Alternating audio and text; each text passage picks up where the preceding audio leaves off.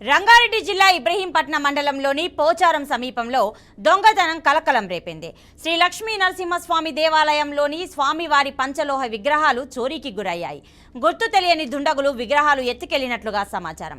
ఇక విగ్రహాల విలువ సుమారు ₹1,00,000 ఉంటుందని ఆలయ చైర్మన్ కృష్ణ అంటున్నారు. గతంలో కూడా చోరీ జరిగిందని, తాళాలు పగలగొట్టి హుండీ ఎత్తుకెళ్లారని తెలిపారు.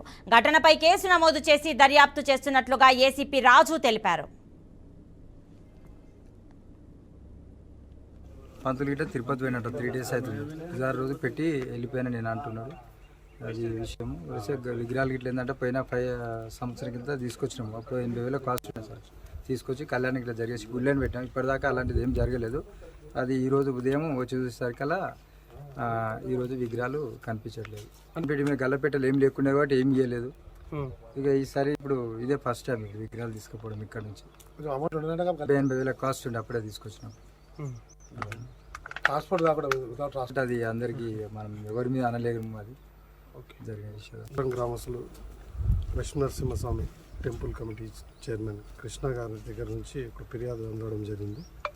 పోచారం గ్రామం నుంచి సుమారు 1 కిలోమీటర్ దూరంలో ఉన్న పోచారం లక్ష్మీ నరసింహస్వామి టెంపుల్లో ప్రధాన విగ్రహాలైన పంచలోక విగ్రహాలు 2 కూడా కనిపించడం లేదని చెప్పగా సీన్ విజిట్ చేశాము. సీన్ విజిట్ చేసిన తర్వాత ఇక్కడ చూసినట్లయితే తాళం తీసింది. తాళం గురించి టెంపుల్ కమిటీ చైర్మన్ గారిని అడగగా కీస్ కూడా మన పూజారి వద్దనే ఉంటాయి, ఆయన తిరుపతికి వెళ్ళారని తెలిసింది. ఆ పూజారి కూడా కీస్ ఇక్కడనే పక్కనే ఉన్న టెంపుల్ కింద దీని కింద పెట్టి ఎవరన్నా అడిగితే కీస్ ఇచ్చేవారంట. ఆ క్రమంలో కీస్ అయితే అక్కడే ఉన్నాయి, తాళం పగలగొట్టినట్లయితే లేదు.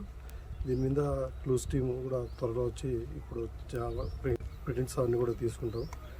ఈ గ్రామంలో ఉండే బ్యాడ్ హ్యాట్స్ని కాకుండా చుట్టుపక్కల చెప్పి త్వరగా ఈ కేసును ఛేదించి వాళ్ళ విగ్రహాల వారికి అందజేసడానికి ప్రయత్నం చేస్తాం.